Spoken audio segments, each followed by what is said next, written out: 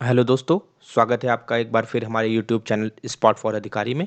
और आज हम बात करेंगे विटामिन्स, उनकी कमी से होने वाले रोग और किन किन स्रोतों से वो प्राप्त किए जा सकते हैं, उनकी चर्चा करेंगे। तो चलिए शुरू करते हैं बिना किसी देरी के। तो सबसे पहले बात करते हैं, जो the word vitamins was first used by C Funk. तो जो विटामिन वर्ड था वो सी फंक नाम के साइंटिस्ट ने पहली बार यूज़ किया था। Vitamins are a set of chemically diverse organic compound that an organism need for day to day metabolism.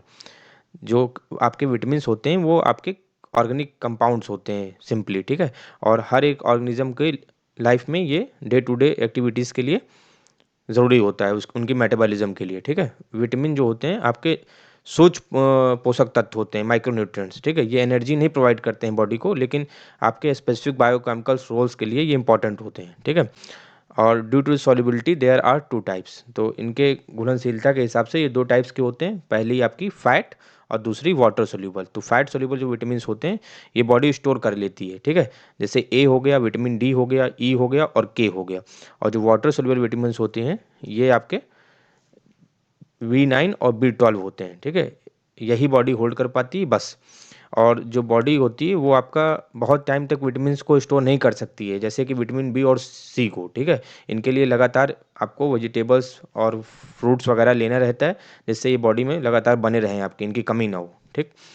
Vitamin A discovered by Elmer McCullum. तो विटामिन ए मैकलम साहब ने आपका डिस्कवर किया था। विटामिन बी को भी मैकलम साहब ने आपका डिस्कवर किया था। विटामिन सी भी जो है होल्डर ने कवर अप किया था, डिस्कवर किया था। आपका विटामिन जो डी है वो डिस्कवर किया था हॉपकिंस ने। दोस्तों यहाँ देख लेते हैं विटामिन्स, उनके जो साइंटिफिक नेम है उनको, और उनकी कमी से होने वाले रोग और कहाँ कहाँ से वो प्राप्त किया सकते हैं उनके बारे में। तो जैसे विटामिन ए है, इसका साइंटिफिक नेम जो है रेटिनॉल है। साइंटिफिक नेम कई बार केमिकल नेम के नाम से भी एग्जाम में पूछा जाता है, इसलिए मैंने केमिकल नेम लिख दिया है। और इसकी कमी से नाइट ब्लाइंडनेस हो जाता है, जैसे कि रतौंधी रोग हो जाता है, रात को जो शाम ढलते ही कम दिखने लगता है।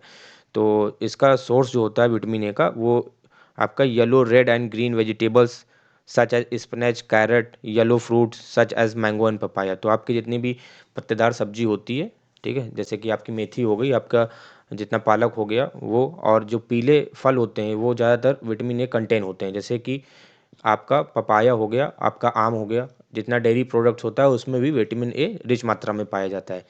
आप यदि इस रोग से ग्रसित हैं तो आप दूध में रोटी मिला के लगातार खाइए, तो उसमें विटामिन ए का सोर्स बहुत हाई होता है, उससे आपको रतौंधी से निजात मिल सकता है।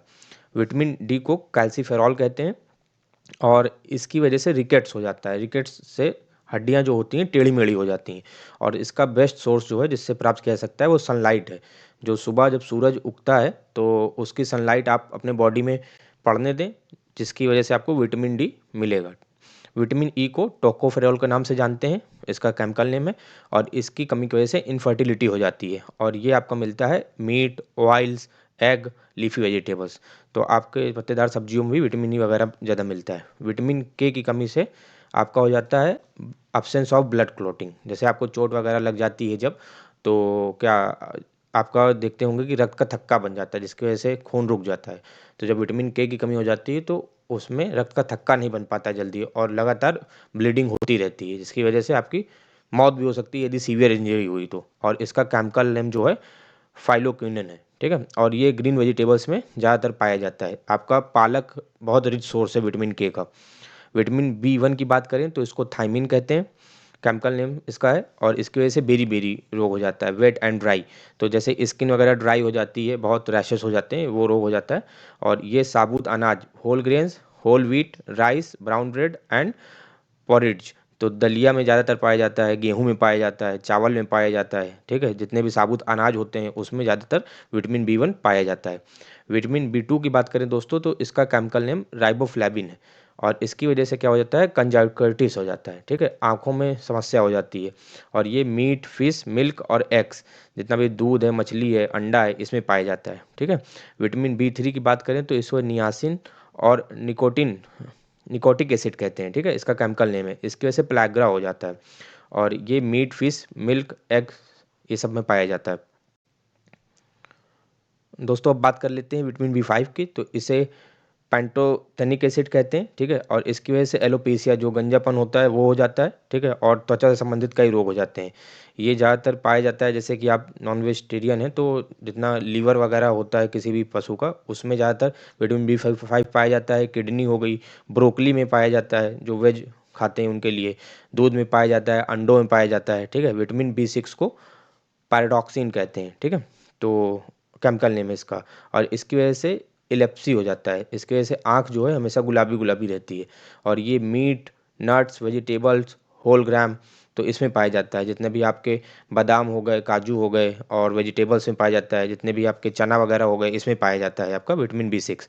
विटामिन B7 की बात करें तो इसको बायोटिन के नाम से जानते हैं। इसकी कमी की वजह से क्या होता है कि हमेशा मसल में पेन बना रहता है, ठीक है। और त्वचा से संबंधित भी कुछ रोग हो जाते हैं। और ये भी जो है एग्स है, मीट है, फिश है, नट्स है और सीड्स में ज़्यादातर पाए जाते हैं। अब तो सीड्स वगैरह भी आप कई प्रकार के मार्केट में आते हैं, उसे भी खा के विटामिन B7 ले सकते हैं।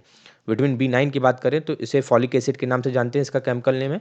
और इसमें क्या होता है कि in pregnancy foetal neural tube defects, जब प्रेगनेंसी होती है किसी वुमेन की तो उसमें फीटल ट्यूब होती है, ठीक है। तो वो डिफेक्ट हो जाती है जब इसकी कमी होती है, तो प्रेगनेंसी सही से हो नहीं पाती है, पूरी तरह से फ्रूटफुल नहीं होती है।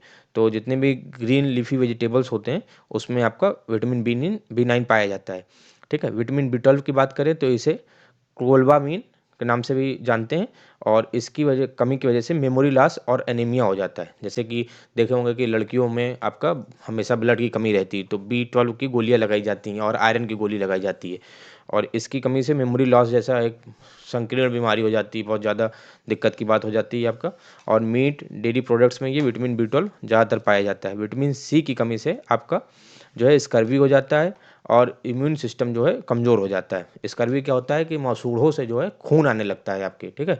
और इसको एस्कॉर्बिक एसिड के नाम से जानते हैं, इसका केमिकल नेम है। और ज़्यादातर ये जो होता है ये खट्टे जितने फल होते हैं उसमें पाया जाता है, जैसे सिट्रस फ्रूट हो गया, टमाटो में बहुत ज़्यादा मात्रा में होता है, पोटैटो में होता है, कैबेज में होता है, आप जो स्ट्रॉबेरी खाते हैं उसमें होता है। और यहाँ तक मिर्च जो होता है उसमें भी विटामिन C की मात्रा बहुत अधिक मात्रा में होती है। तो जितना हो सके विटामिन C आपको इनटेक करना चाहिए, जिससे आपका इम्यून सिस्टम बहुत स्ट्रांग रहे। धन्यवाद दोस्तों सुनने के लिए।